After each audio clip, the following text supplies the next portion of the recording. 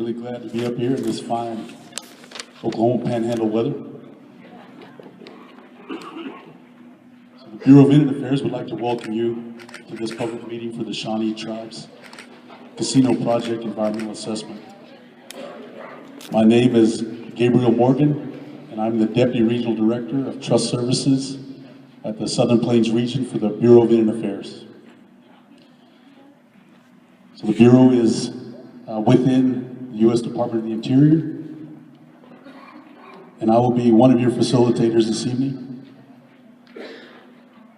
And at the table I have Field Solicitor Alan Woodcock, Regional Archaeologist John Worthington, Regional Environmental Scientist David Anderson, and seated in the audience we have the Analytical Environmental Services Consultants, that's the BIS consultants for this, Catherine Green, Ryan Sawyer, and we also have a representative of the Shawnee Tribe, Elizabeth Homer.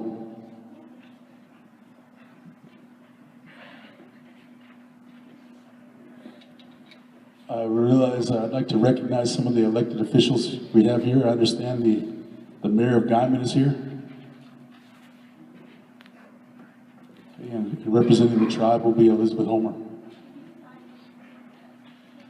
Okay, before we begin, we realize most of you folks are from here and you're really familiar with the building, but there may be a few folks who are not. Obviously, the restrooms are located directly in front of the lobby. And in the event that we did have to make a move out of the building, the ingress egress is there, right there in the lobby as well. Okay, so the purpose of us being here tonight is to provide you some information regarding the environmental assessment that has been prepared for the Shawnee Tribe's Casino Project. And more importantly, we're here to listen and take your comments on it. So as you can see in the back, we've got several vicinity maps for the proposed action. So it's gonna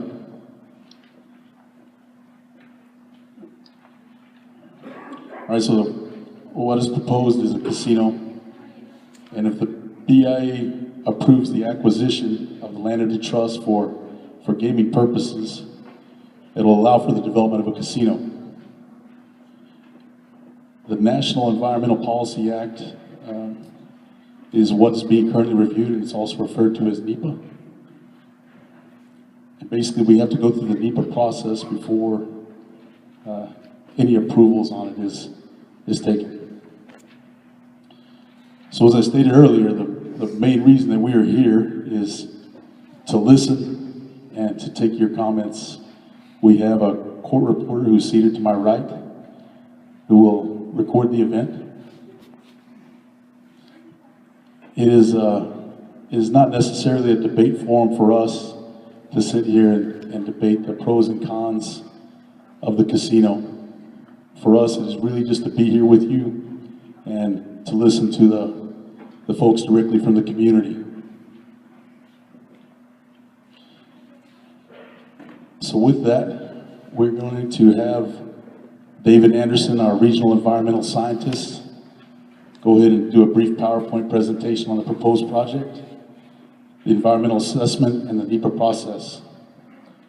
But I'd first like to ask everyone to go ahead and if you would mute your cell phones. All right, with that, we're going to have David Anderson begin.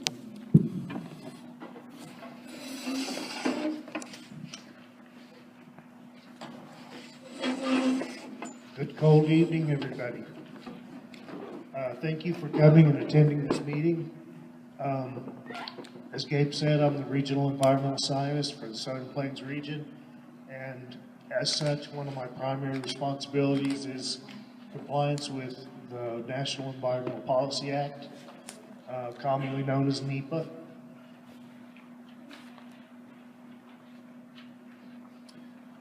Tonight's objectives.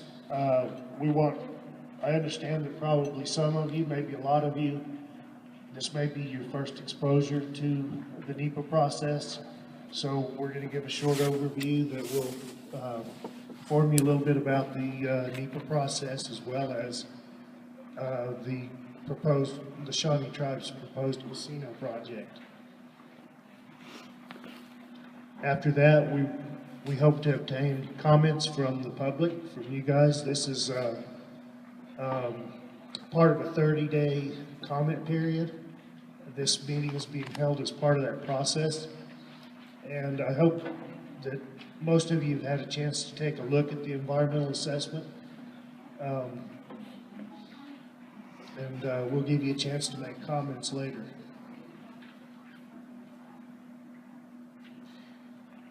So NEPA is a requirement anytime the federal government takes an action. In this case, the action being taken would be to fulfill the Shawnee Tribe's request to put land into trust and build a casino. Our action in that process would be to take into trust approximately 102.98 acres of land, issuance of a two-part determination by the Secretary of the Interior, and then approval of a management contract for the casino.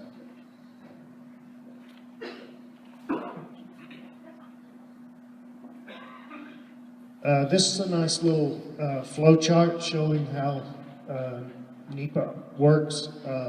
On the left, you'll see the categorical exclusion. Most of the actions we take are covered by categorical exclusions. And each federal agency has their own list of categorical exclusions that cover just routine actions that we do. But those actions have been analyzed as well, and they've been found that more often than not, they don't pose a significant impact to the environment. Even though they're categorical exclusions, we still have to do a review to make sure that the action remains categorically excluded. Obviously, we don't have a categorical exclusion to cover this project, Feed a Trust, with for the purpose of a casino. So the next step is to prepare an environmental analysis. The environmental analysis really does two things. One, it could tell us that the project is not going to have a significant impact on the environment, or it could tell us that it is, and then we would proceed to the next step, which would be a environmental impact statement.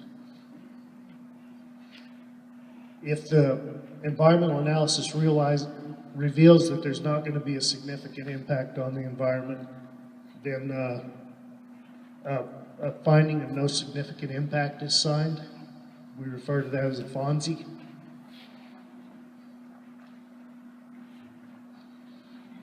So for any NEPA action, we have to have a purpose and need. In this case, it's to secure sufficient revenue to build and strengthen the Shawnee Tribe's institution of governance in order to foster the social, cultural, economic, and institutional growth and cohesion of the tribe.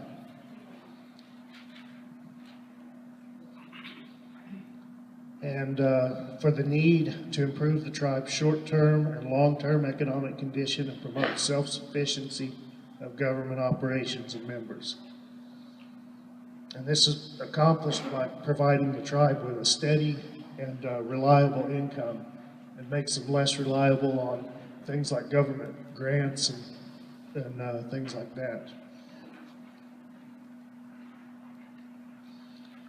So the proposed property consists of about 102.98 acres. It's located along adjacent to Highway 54, about 3.5 miles southwest of town. It is rural land, and in the past it's been used for agricultural purposes, and the adjacent lands are primarily agricultural as well. Here we have a site vicinity map, which you probably looked at. We have some in the back of the room, too.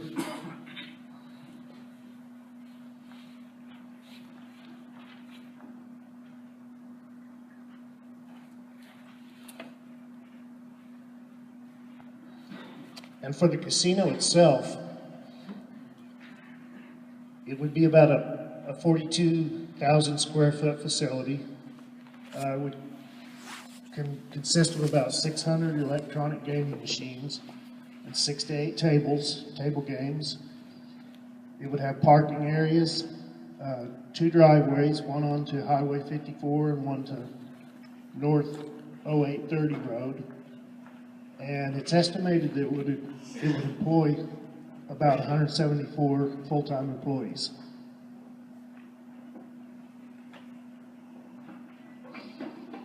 And here you can see a site plan. You can see that this is the casino and parking areas, and there'd be a wastewater treatment lagoons over in the southeast corner of the property. The remainder of the land would remain undeveloped.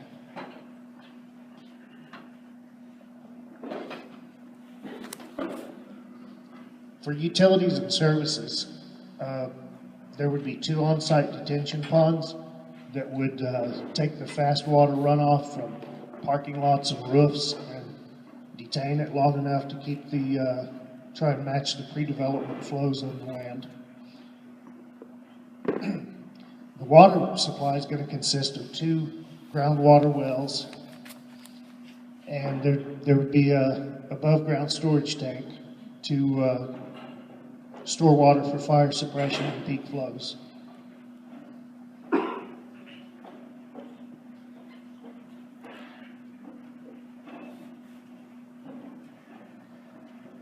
Wastewater treatment, as I said, would be wastewater treatment lagoons located at the southeast corner of the property. Law enforcement, there would be a tribal law enforcement group on site, and it's planned to have a cross-deputation agreement with the county sheriff's office. Fire protection would be the same type of setup, only with an agreement with the Guymon Fire Department.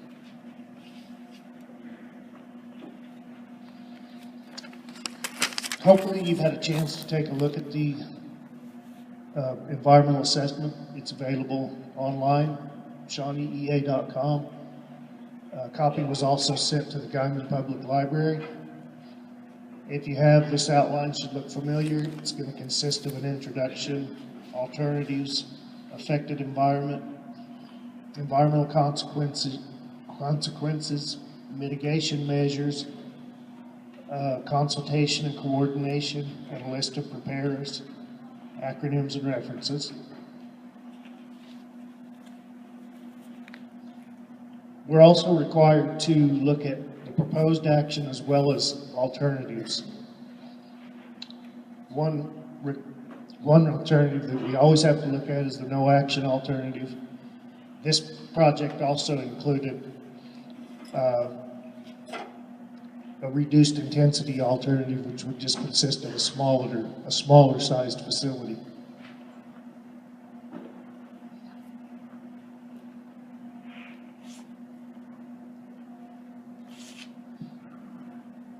Here's a list of issues that have been analyzed in the EA, and I'll just read them off in case you can't see them very well, but it's land resources, water resources, air quality, biological resources, cultural resources, socioeconomic resources, environmental justice, transportation, land use, public services and utilities, visual resources, noise, hazardous materials, and cumulative and indirect effects.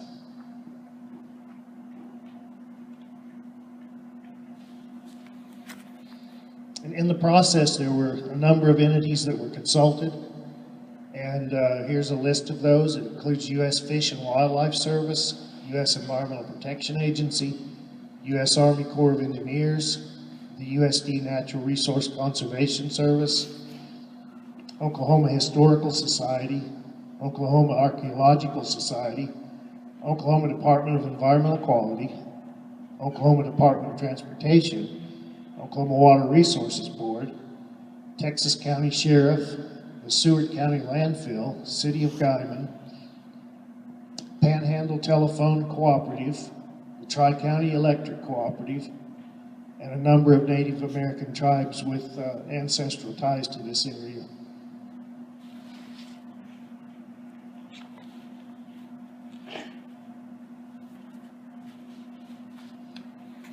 There were also a number of technical studies that had to be performed to support the EA, and they included a water and wastewater engineering study, grading and drainage engineering study, biological resources study, cultural resources study, market feasibility study, traffic impact study, and NRCS land evaluation and site assessment, noise measurements, Phase 1 environmental site assessment, air quality and greenhouse gas modeling, and an economic impact study.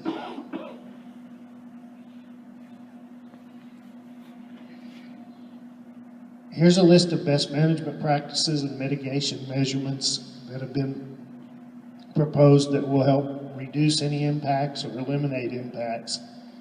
For best management practices, we have land resource preservation, implementation of a stormwater pollution prevention plan, air pollution control,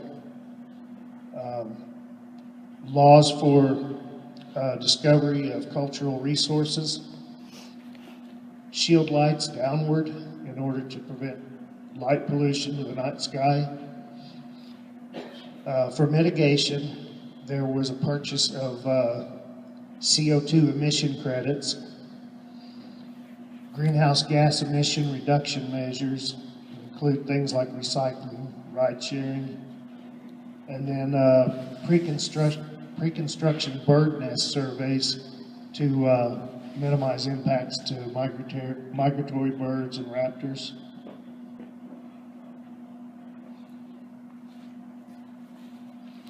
And as I said earlier, this is the time for public review, and this is the time when you have the opportunity to have some input into this process. It was prepared by contractors for us that were very capable. It's been reviewed by a number of people, but you know, it's not unreasonable to think that we could have something maybe needs a second look, and this is your time to let us know. Any of your comments will be taken back and reviewed at the end of the comment period, and could result in revision or edits to the EA. As I said earlier, the EA is available at www.shawneeea.com and at the Guymon Public Library. The notice of availability was published in the Guymon newspaper on December 14th, and then 1 week later. And the public review period closes January 14th. So we need your comments by then. Either tonight we're accepting oral comments, but we're still accepting written comments until the 14th.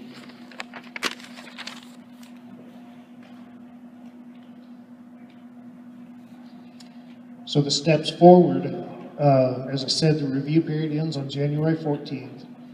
We will consider all comments, and if needed, those comments may result in edits or corrections to the EA.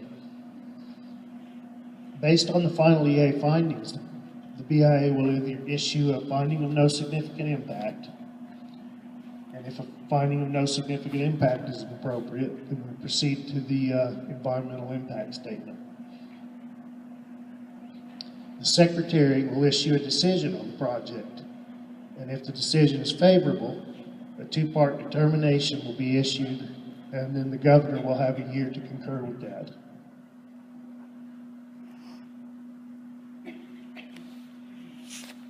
Here's the contact information if you wish to mail in a comment. I think that address is also at the top of the comment card. It's also, if you go to shawneeea.com, it's on their website.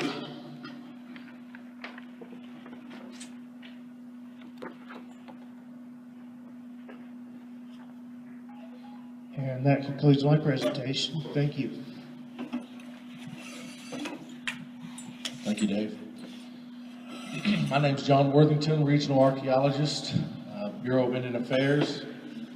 For this next portion of the meeting, I wanted to clarify, I'm sure that everybody signed in. We have both written and spoken comments will be accepted this evening. The blue card is a speaker card. If you wish to speak this evening, please put your name on this card and give it to one of the ladies at the table over there so that we can get you on the list. We also have a written comment card if you just wish to write your comments and then hand them in. We're taking these as well. Please write as legibly as you can so that we don't get the names incorrect. Also, if you have a letter or if you have lengthy comments, we would ask that you put that in a letter and mail that to us so that we have, due to time constraints, that we allow for those who wish to speak this evening speak. Want to reiterate the comment period for the deadline, January 14th. So with that, before we do that, I would like to introduce Elizabeth Homer, who is a representative from the Shawnee Tribe of Oklahoma, if she would like to come forward, and has a letter that she would like to read for you. Thank you so much, and thank all of the citizens of Guymon for being here tonight. Chief Sparkman deeply wanted to be with us tonight, but he is recovering from surgery, and so I hope that you'll all say a prayer for him. He's a great guy. Once you get to know him, you will love him. He's wonderful. And then the other thing that happened tonight is that there was a tribal delegation coming down and their plane got canceled due to the weather. So this Osage from Hominy, Oklahoma is forced into the role of, or at least adopted into the Shawnee tribe tonight for the purposes of reading the chief's greeting to you. So if you'll bear with me, I have to put my glasses on. Sorry. It begins. Dear citizens, I regret I am unable to be present at the public hearing in Guymon tonight.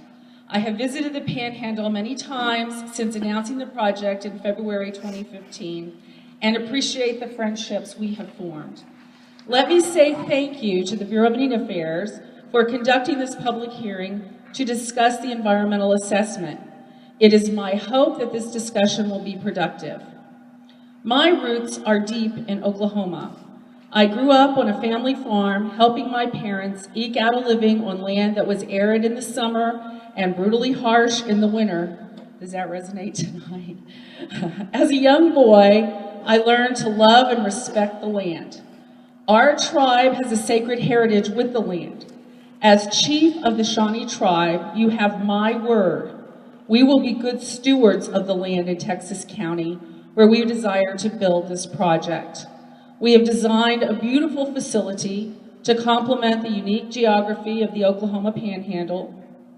As was noted by senior economists at Oklahoma City University, where the project was announced, the intangible benefits of a casino entertainment center in Texas County would include a robust hospitality and tourism industry in this part of the state and a more diversified economy. Let me assure you, we stand ready to work with the communities and local governments on a shared vision to help build a stronger economy and better place in the Oklahoma Panhandle. We want to be your community partner, and we will work to help citizens of the Panhandle improve their lives through thoughtful investments in the community organizations who share our commitment. Thank you sincerely, Ron Sparkman.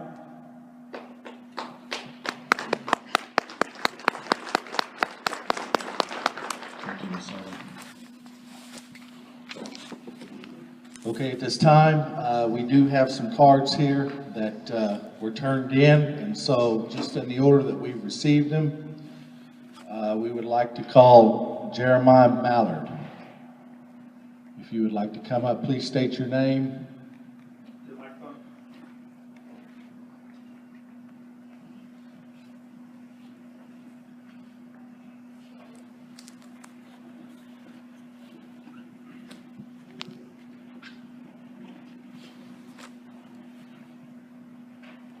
Jeremiah Mallard. And I had just a couple of questions I want to ask as far as the environmental assessment said it was posted at the Guymon Public Library on December 14th. Is that correct? Yes. For a 30-day time period to January 14th? Yes. The library's been closed since December 19th. Are you guys going to prolong that 30-day period for people to have access to that? This is the first time I've seen the website, and it may be because not looking, but the actual citizens who want to go and have a copy have not been able to do that since the 19th of December. If you'd like to request a copy, you can send that into the IA. Is there another option we can do to make it available to the public, people who don't have internet access? Several of those here. We would like that, yes. And then, can you tell us, is the application for open 24 hours a day, 7 days a week, and serving alcohol 24 hours a day, 7 days a week?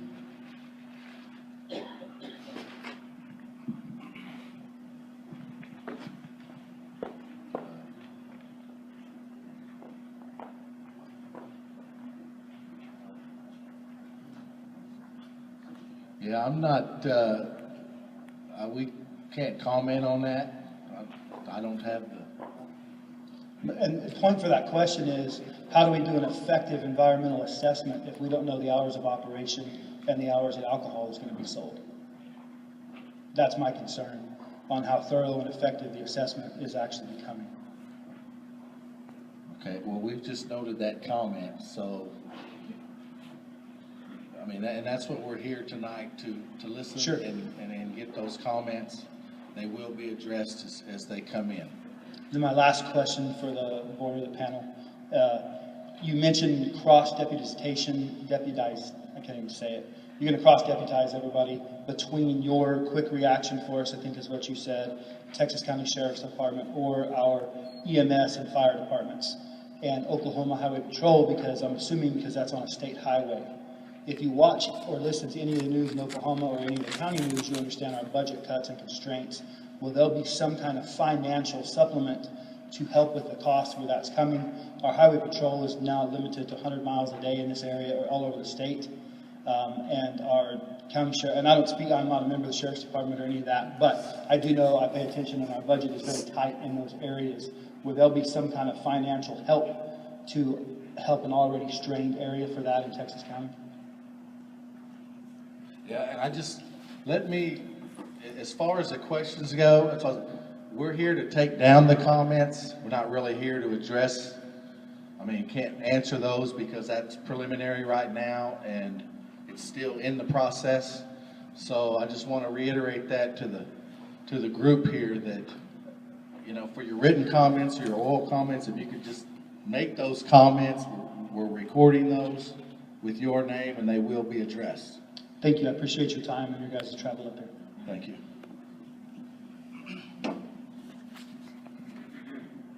Wayne Dawson.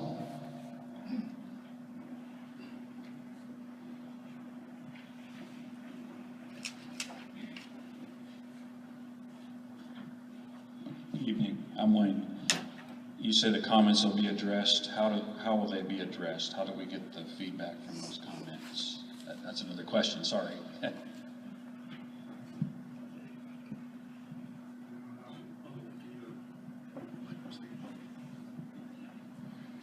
Okay, so as a reminder here, we're going to obviously take all of the comments that you have, whatever they are.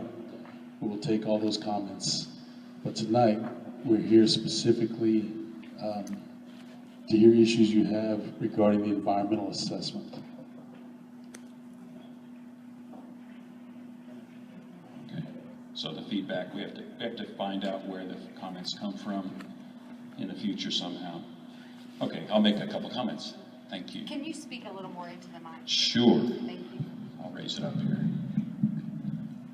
Thank you. Is that better? I'm a member here, a resident here for 15 years. I'm a member of the PCHC, the Panhandle Counseling and Health Center, on that board. We started that board to serve the underserved in healthcare, mental health, and dental health of our community. A part of a board to try to do that. I'm concerned with the social environmental care and the effect of what this project could entail. And I'm aware that the local services are pretty tapped out here.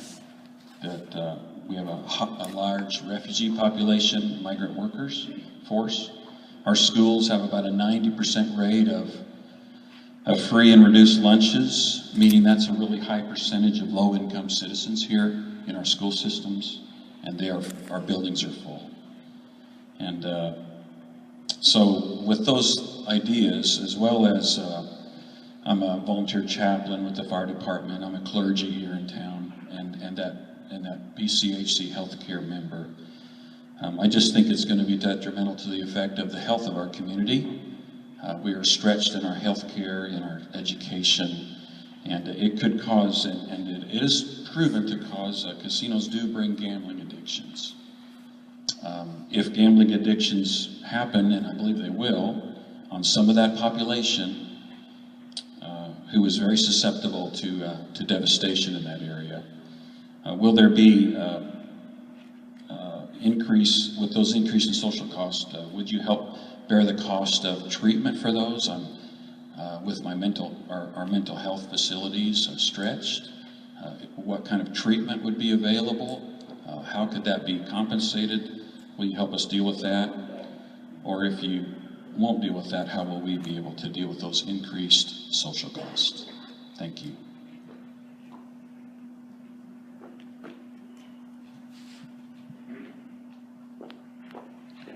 Gus Blackwell.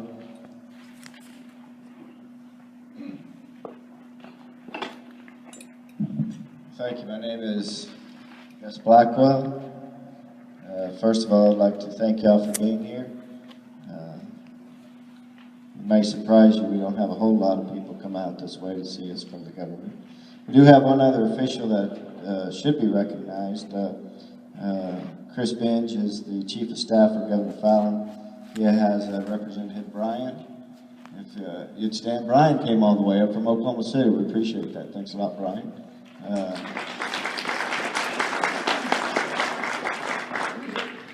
I'd just like to say two things. I was in the legislature when the tribes came in 2002,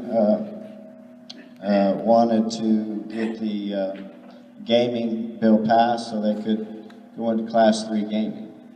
As they came into my office and talked to me, they said because we want to make a lot of money, buy more businesses, make more money, and expand economically. And that's really what's happened as you go through the state. Two things. One, the purpose of this is simply not to make money for Texas County. It's not to help our schools. It's not to help our mental health. It's to take $100 million out of our economy, send $25 million back to Shawnee Tribe, which has to borrow $25 million to do this. To borrow that, they're going to have to pay $75 million to the Chickasaw Tribe because the Chickasaw Tribe that's actually going to run it is going to get about 75% of the profits. So, first of all, we're going to send $100 million for the privilege of having this casino here to develop ourselves economically. I see some businessmen here who think this is a good idea. I don't see how that could happen. The second thing would be this. And y'all drove here, I appreciate that. The Shawnee Tribe is 8 hours away, just about a stone's throw from a couple of other states. They had to fly in a plane to get to Guymon, 8 hours away. Now, in the bill that Senator Inhofe passed to try and help the Shawnee Tribe get some land so they could get a casino to make some money, it said that they could get some land a reasonable distance away. I would say if you have to get in a plane to fly where your business is, that's not really a reasonable distance. This same project was proposed for Oklahoma City when I was in the legislature, and it was voted down. Oklahoma City didn't want it. In fact, the people who stopped it were the Chickasaw tribe, which is now trying to help them get out here in Guymon, Oklahoma. There's presently, or was presently, when I had lunch with Chief Sparkman about a year ago out in Miami, an empty casino in Miami, Oklahoma. Signed, sealed, ready to go. My question is, why are they coming clear out to Texas Panhandle to take $100 million back to Ada and to Miami? If economics is part of the environment, that makes no sense whatsoever. The other things with that is they are now, will be, once, if this is established, another level of government in Texas County. You saw what happened with North Dakota Pipeline, stopped by a tribe that didn't want a pipeline to go across there. Texas County depends on two things: gas and oil, agriculture through the Ogallala Aquifer. Shawnee, Oklahoma is now having a fight with one of the tribes there that is saying we're going to regulate and give water, be the water company for people in Shawnee. Oklahoma City can't get its water because they had to sign a water pact with a couple of tribes to bring water back to Oklahoma City. So they will have an input on your water, if you farm. They will have an input on your oil and gas, should you rely on that, or any at all. Now, Oklahoma is unique in that the tribes were given half of Oklahoma. And I agree with that. They should have rights to do what they want to do within their assigned lands. The Chickasaw tribe has done a fantastic job of taking the money that has come in and taking care of people because their casinos and their businesses are within those people that they serve. But the people this $100 million will be serving are 8 hours away. It's not going to do Texas County residents any good when the Shawnee tribe builds a new hospital in Miami, Oklahoma, or the Chickasaw tribe does something with mental health down in Ada, Oklahoma. I'm sorry, can you hold on 1 second? Can I say that again?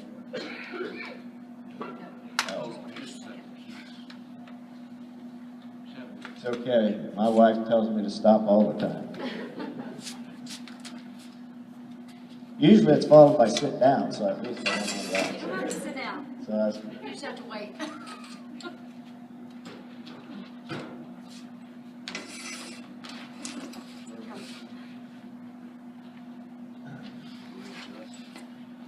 so they take care of the people within their tribe in the assigned lands where they're at. And that would work fine for the Shawnee tribe. And I wish them the best in their financial success and in trying to do that. If it were taking money from Miami, Oklahoma, where they are located at, and not taking it from Texas County, 8 hours away, where they have to fly in to get here, and if it's bad weather, they can't make it. The 174 jobs you mentioned is on phase 2, should that happen. You have a picture of the Golden Mesa Casino, which is down by Chickasha, which has yet to go into phase 2. So the 174 jobs is, at the best, a very optimistic projection. The three things I would say is simply: one, it's $100 million out of here before they even break even. 2, they will have a say in our water, in our oil and gas. Should this fee to trust be agreed upon, any adjacent lands almost automatically becomes part of the tribal land fee to trust. The purpose is to make money for a group of people 8 hours away. Pretty much simple. You saw it in the purpose statement that was read to us. I don't see how this benefits Guymon, and I would ask the BIA to not approve this project. Thank you.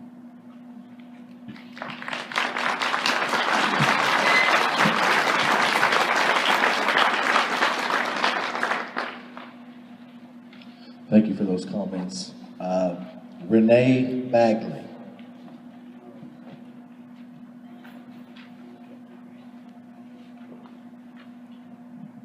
Hello, I'm Renee Bagley. And I too am concerned with the economic aspects of this project in our area.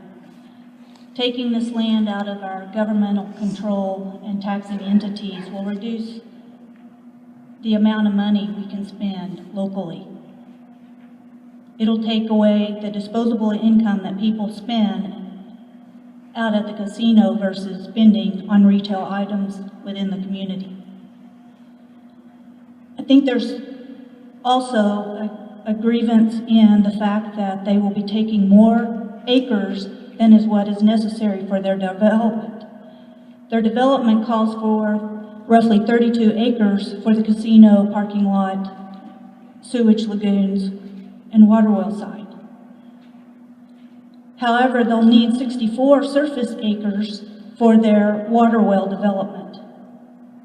But they're asking for 102.98 acres. 102.98 acres minus the 64.38 surface acres they need for their water development leaves 38.6 acres of excess land that is not necessary for their development. That's 37% of the land that they're asking to take out of the taxing entities of Texas County. Another point that I noticed in reading the environmental assessment was the size of the casino. The environmental assessment says that the casino size will be 42,309 square feet. However, when they made their public announcement in February 2015, they said that the economic impact study was based on 60,000 square feet building. This would overestimate the economic impact study that was done based on the construction cost of a 60,000 square foot building.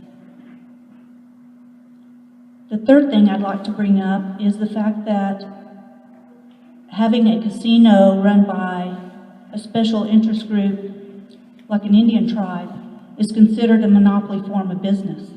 This is contrary to the Oklahoma State Constitution and the Sherman and Clayton Antitrust Acts.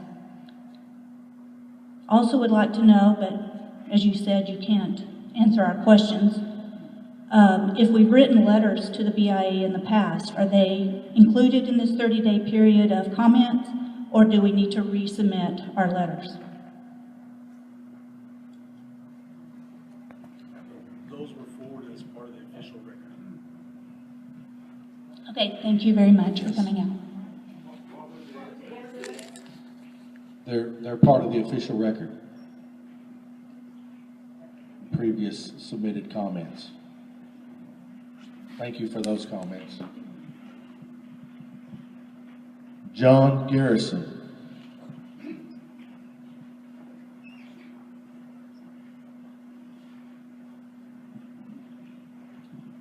I thank you for being here. I'm here and I am a part of the board and a part of the corporation that are adamantly opposed to this, and I will just lay that out right on the table so everybody understands. Panhandle for Education and Good Government, Inc., a 50C4 corporation that has been set up to oppose this, to educate the people of the Texas County about this, and to work against the approval. The other agency that I'm a part of is Panhandle Services for Children. The purpose of that agency, I want to direct that we are here to take care of children in need.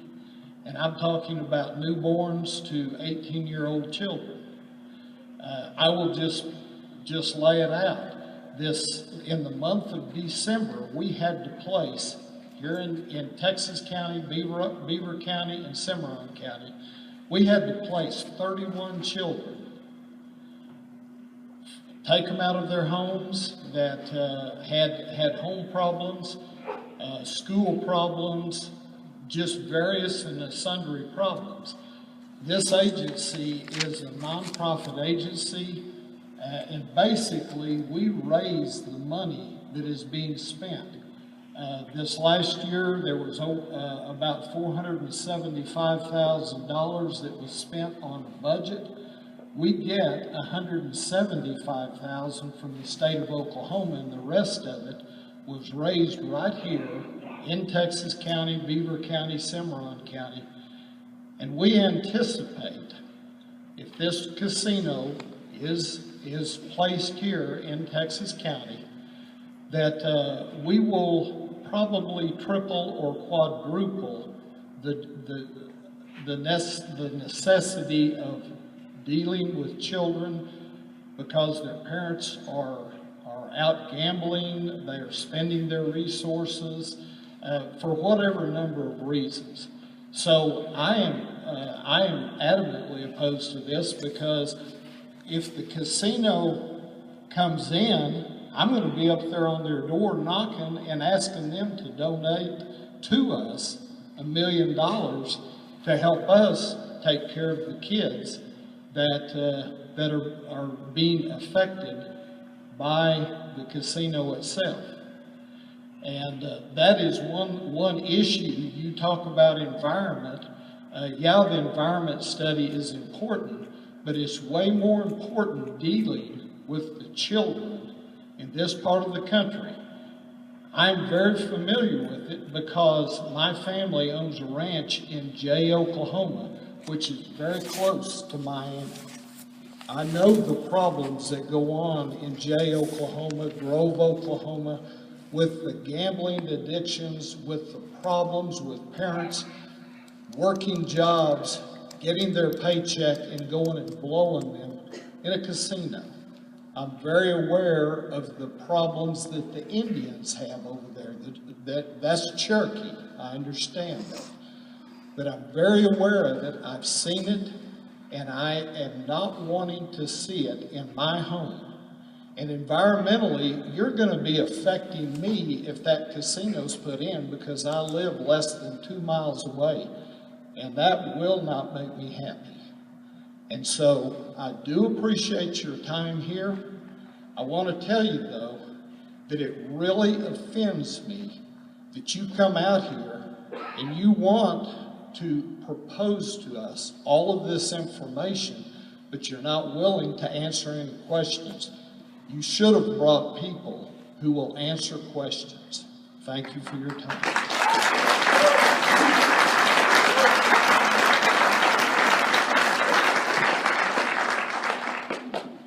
Thank you for those comments. Again, I'd just like to ask that you state your name, although I'm stating it. Please state it when you get to the microphone. Jake Fast.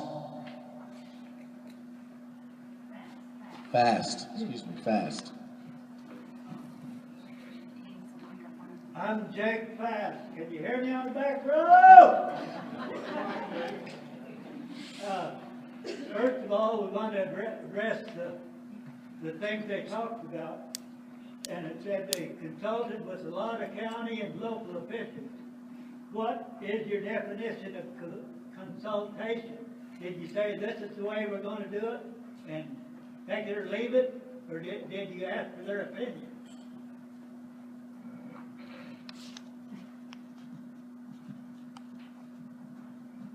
You think that'll be better?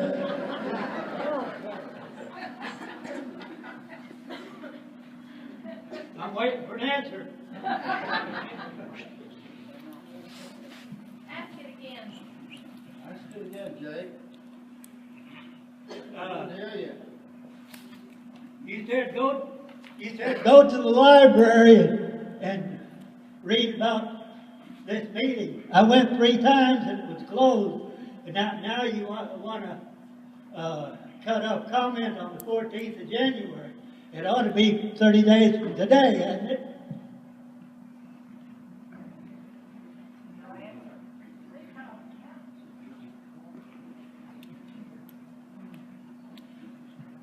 Back to the environment.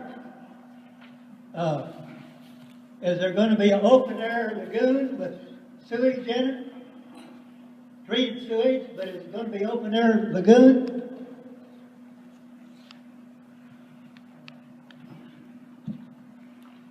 You're bringing us an environment report, we're ready to listen. I'll put no comment. In one of your deals, it says it's 3.5 miles from the center of town. In another deal, it says it's 1.5 miles from town. Which sounds better? If a company was considering Guymon for a big factory, would you tell them we have a real nice casino that is taking in $28,600,000 a year? That's Stephen A. Aggie's figure. Red flags would go up at once, like too many no-shows after all nights at the casino, too many show up late and hungover, poor job performance, more crime to pay for gambling debts. Recruiting quality employees would be more difficult. A big tax-free business would put more burden on local taxpayers and local government. Several local business people were asked, what would you do if people did not show up for work after an all-nighter at the casino? They said we would fire them.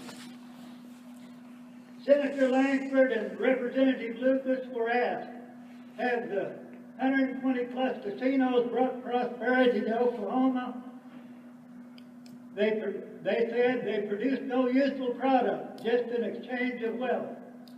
If you put maps side by side of where the 120 plus casinos are located and where the 6% plus unemployment is, they would almost be identical. A casino is not the way to be ready for hard times. I've seen a few hard times the last 80 plus years.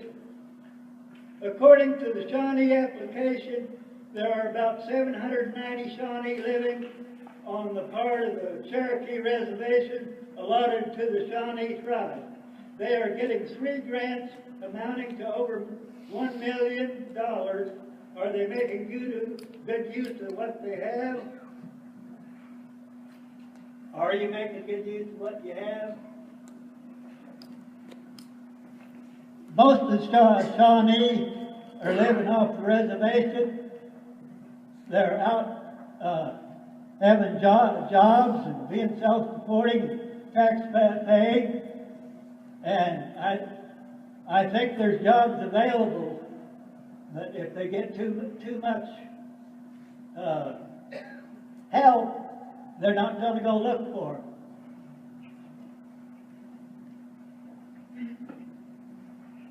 You people have any comment?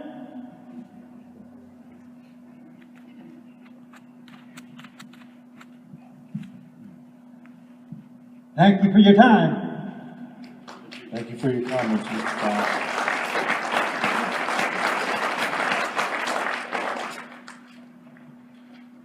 Christine Lazium.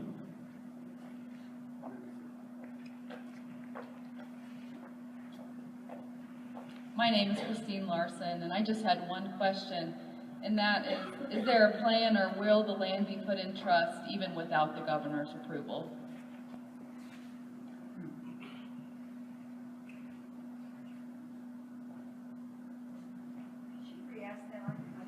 Could you make that statement again, please?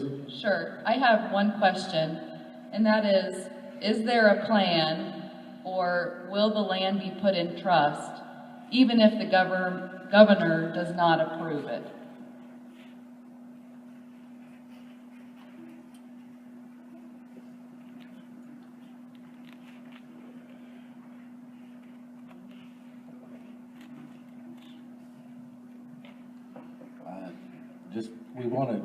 We've got that comment noted, we're not there yet. And again, all these comments will be addressed in the EA. I mean, everything that we take, you will be able to find that in the EA once we've compiled all of them. And, which is what we're doing here this evening. So, thank you for your comments. Thank you. Ms. Larson.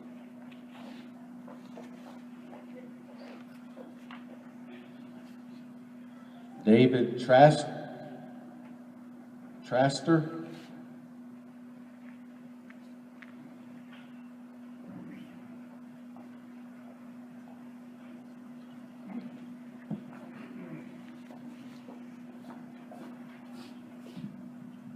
My name is David Traster, yeah. It's, my opinion, my secretary tells me my penmanship is poor. My secretary tells me my penmanship is poor. But, I just tell her that they didn't teach her to read. So anyway, Traster, I'm a lawyer from Wichita. I practice mainly environmental and water law. I've looked at your EA, and I think it's a comprehensive document in many respects. I have a couple, and I'll submit written comments so that you can, for more detail. But there are some, what I consider to be significant amount of information that's really not available in there. There's a lot of discussion about, for instance, the Ogallala Aquifer going across 8 states. Very little conversation or very little comment about at this site. The best it gets to is Texas County is as close as you get to the site. In my experience, at least in Kansas, there's a wide variation in the availability of water, site to site, location to location. I understand that there is quite a bit of saturated thickness, but it's probably half of it's gone. And you don't know what the bottom part of that aquifer is going to look like when you actually go drill a well. So I think some more site-specific analysis needs to be done in order to determine whether this is the right place to build a casino if you're going to do that. The other thing that concerns me, two other things that concern me when reviewing your EA. One is that in the text of the EA, there is a reference to the fact that, a reference to an analysis of 3 wells. Well, when you go back to look in the supporting documentation, there were actually 4. And the reference to 3 of the wells and the data or the conclusion look is based on data when those wells were drilled in 1965 and 1966. There's a 4th well in the supporting documentation that was drilled in 2007. And it would clearly show that there has been significant depletion in that area. So I wonder why whoever wrote this picked out those 3 wells and ignored that 4th well when they were doing the analysis. There's also a 5th well that's referred to, and I cite the specific pages that you can look at in my written comments, but there's a 5th well right on this site with a lot more information and a lot more site-specific information that's not considered in the text of the EA itself. So I would urge you to look at that carefully and just see if I'm not suggesting, well, it looks glossed over. The other comment I have relates to, when I got on Google Earth and started looking at the site, all these maps show either focused in or a mile or 2, but there's what appears to me to be a hog production facility almost directly south, about a mile, a little over a mile away. The reconnaissance study that was done says on some day in September of 2013, no noticeable odors were detected. The problem, I grew up in southwest Kansas, and I have said more than once, it smells like money to me. But that isn't the way everybody thinks about hog production and feedlots. And so I would think that you would want to look more carefully at both odor and potential nitrate contamination in the groundwater, or the potential for that at this site, based on the proximity to what appears to be a hog production facility with a large lagoon, directly downwind and directly down gradient from this site. My point is, if you're going to build one, I understand that the issue is necessity. My suggestion to you is assuming that a casino is necessary for the good of the tribe, is acquisition of this particular property necessary? So, and my written comments will be submitted for your review. Thank you very much. Thank you.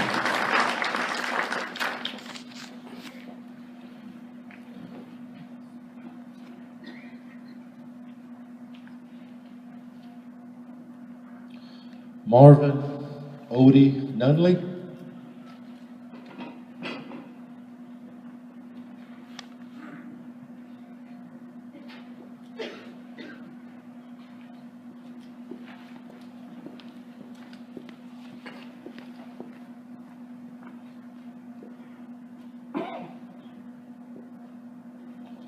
My name is Odie Nunley. Thank you, gentlemen, for coming here to the Panhandle and allowing us this time here as citizens of this area. My comments will be brief. Seems like there was some others that had plenty to say. But nonetheless, as a card-carrying member of the Cherokee Nation, I'm first an American. And I realize that if we submit this land, it goes into a trust of the federal government, it will forever be lost out of Texas County, state of Oklahoma, as far as our jurisdiction is concerned. My question regarding environment issues with the tribe base some 400 miles away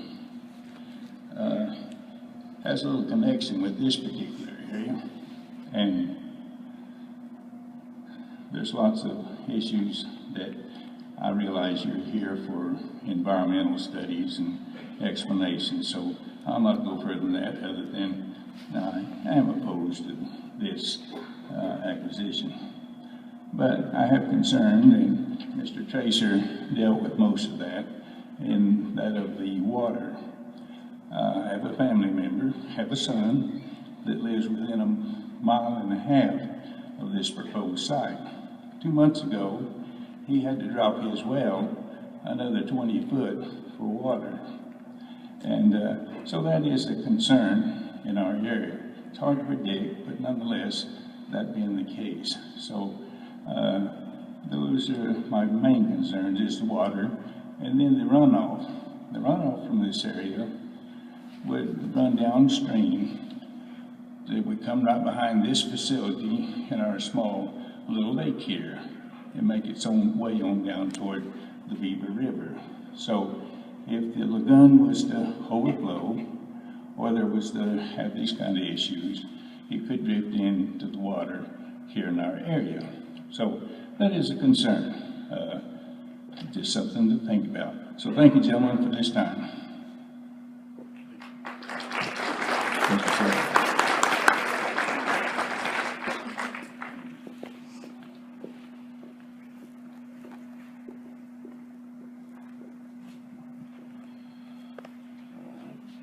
Is that Dr. Darrell Simpson? Did I say that correctly?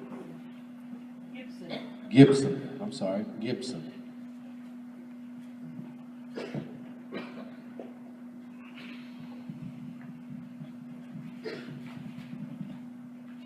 Gentlemen, I want to thank you for coming tonight for this review, and welcome to the Panhandle of Oklahoma. You've heard our weather's bad out here. Well, we lived up to the name tonight, didn't we? I have just a few comments that I would like to make. Gus Blackwell pretty well spoke to the issue tonight, but there are some things that bother me on the environmental study. We have been told that this facility will pay no ad valorem taxes to Texas County. This facility will pay no sales tax on any of the services rendered through the facility. As you know, our city government this last year is in a shortfall of revenue. Is this economic development? Is this casino economic development? Does it provide any product for this area? Does it render a service to this area? No, it renders no service for this area. You know what this casino is?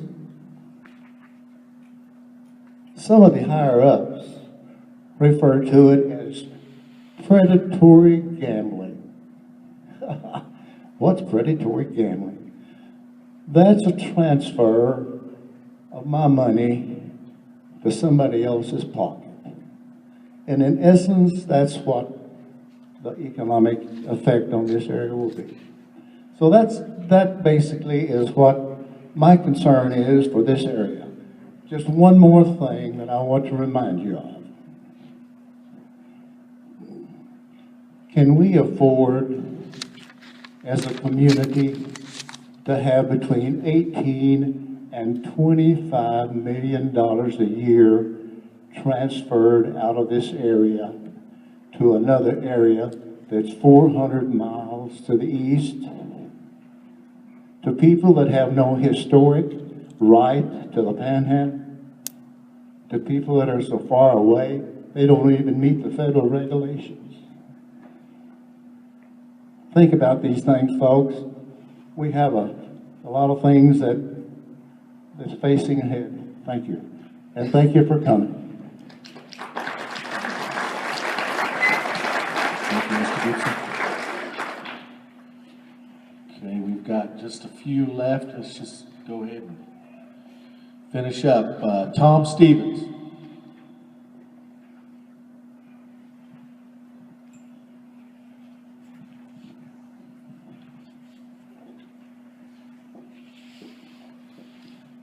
My name is Tom Stevens. I'm a local farmer rancher, fourth generation. I'm 74 years old. I pay approximately $50,000 county taxes, and I oppose somebody coming in that's not going to be paying taxes, taking money out of our county. And then once you come in, then there's another tribe that want to do the same thing to us. And then we'll owe more taxes so we can watch the money flow out of here. And I'm speaking for myself, but y'all can go home and stay there.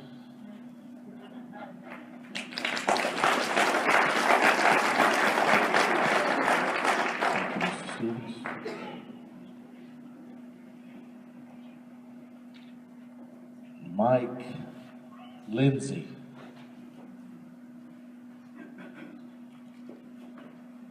I have a different point of view.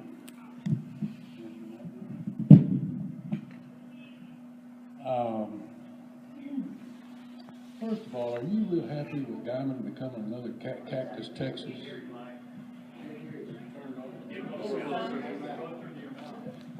How's that? How's that better? Okay, I see. Guymon is getting to where it looks to me like another Cactus, Texas. I don't know why. I mean, it's just another little packing town. We do have a hospital that it seems to has entered into a management agreement that seems to be working with the doctors at this point, and that's a good thing that we'll have a hospital here. It's hiring many more doctors and putting up more facilities all the time. And we have got a smattering of good churches around. I'm a member of the church here as well, just like some of these boys to talk to you. But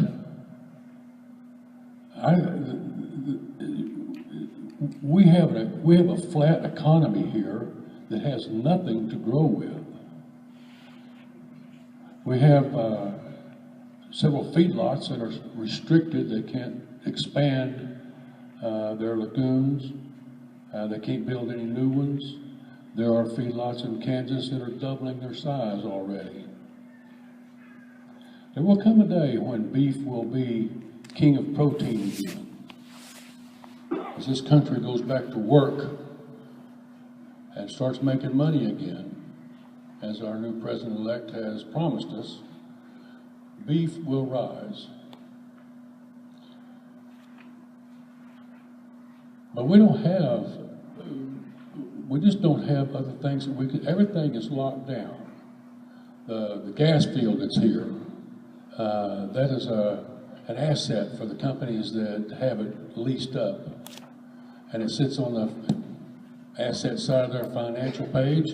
And that gas field, this Houston gas field, has funded more oil and gas development in the world than any other asset, and it's not going to go anywhere. They're not going to drain that. The only draining it gets is to hold the leases that they have. So that asset is locked down, and we can't develop the land into concentrated animal feeding operations. We just got a flat economy.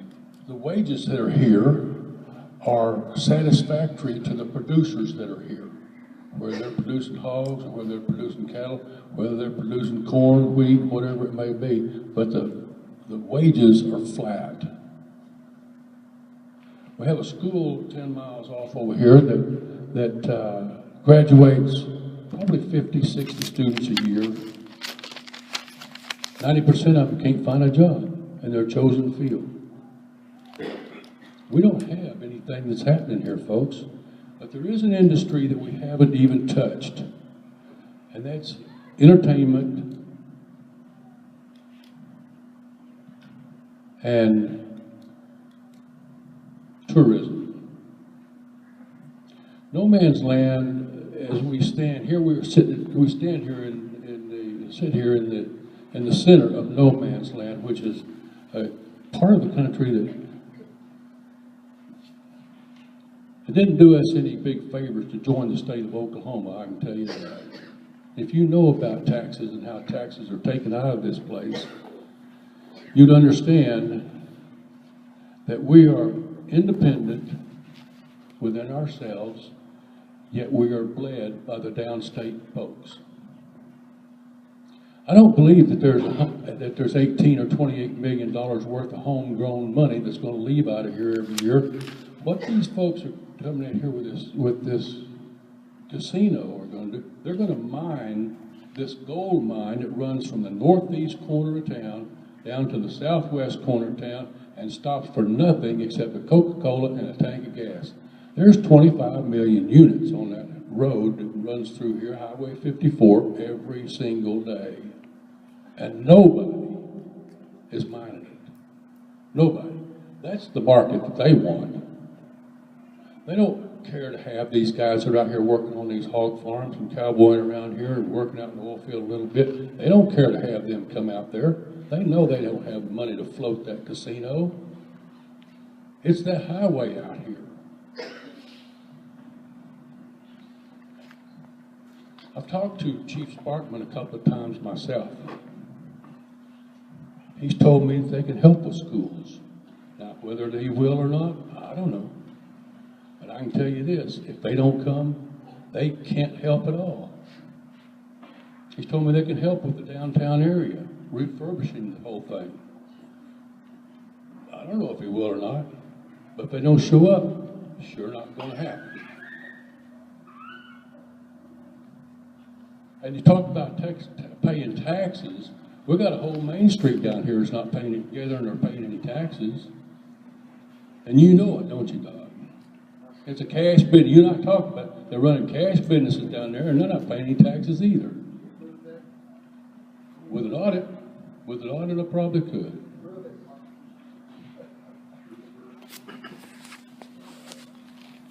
If the city ought to charge $1,000 for a business license and say you're subject to audit, and have a 3-person team that runs around this town just auditing businesses. See if they're collecting, see if they're paying. See if they're collecting, see if they're paying. I don't know why we don't do that. My wife has a business out there, so I think she pays something like $800,000 a month for a business license. It's simply because it's a sin tax. That's what they look at it as. But she does run a good store.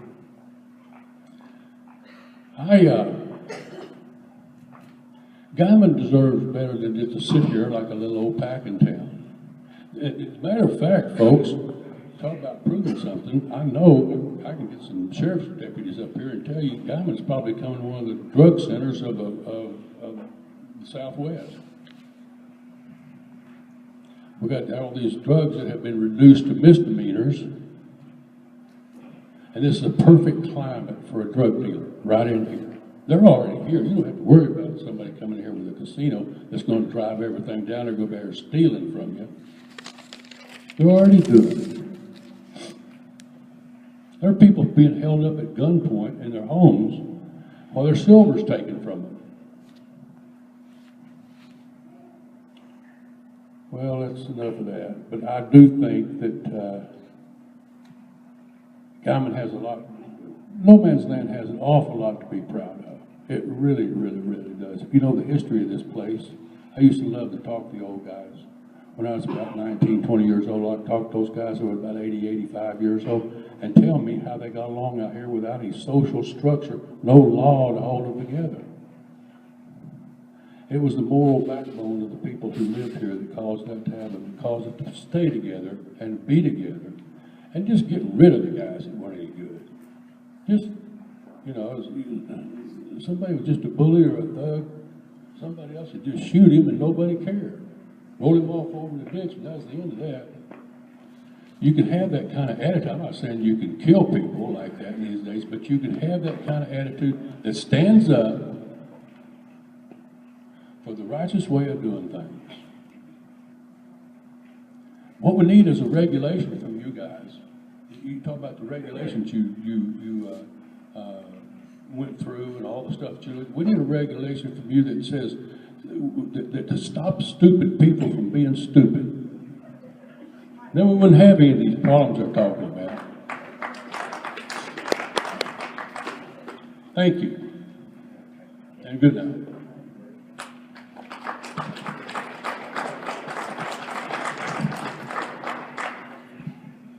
Thank you for those comments. Okay, the last card I have is a Chris Perkins.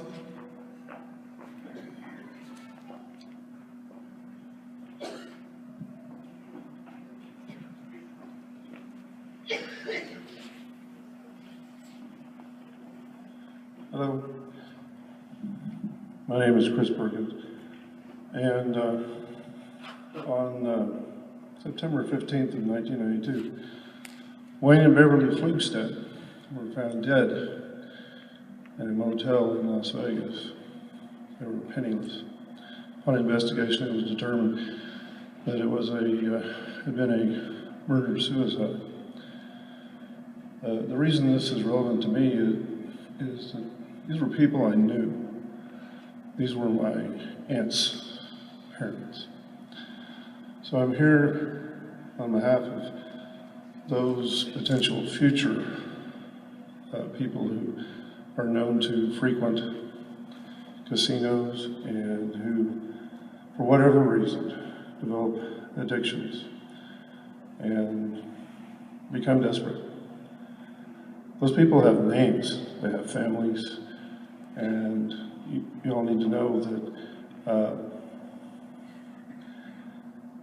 there are people out here that casinos have hurt deeply. And on their behalf, I leave you with these words. Thank you.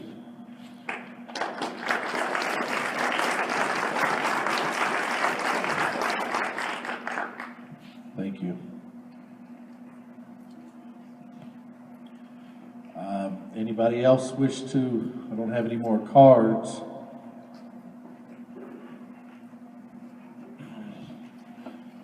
Okay, if not, Again, as Mr. Morgan stated in the beginning of this meeting, that we were here to listen, we were here to take those comments. They will be, whether written or spoken, they'll all carry equal weight. We're going to take them into consideration. We're going to review them. We're going to work with the contractor to address those. They will be addressed in the environmental assessment.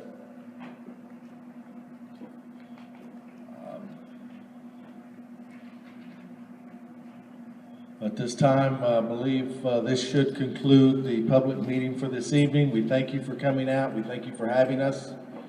And again, thank you for your comments.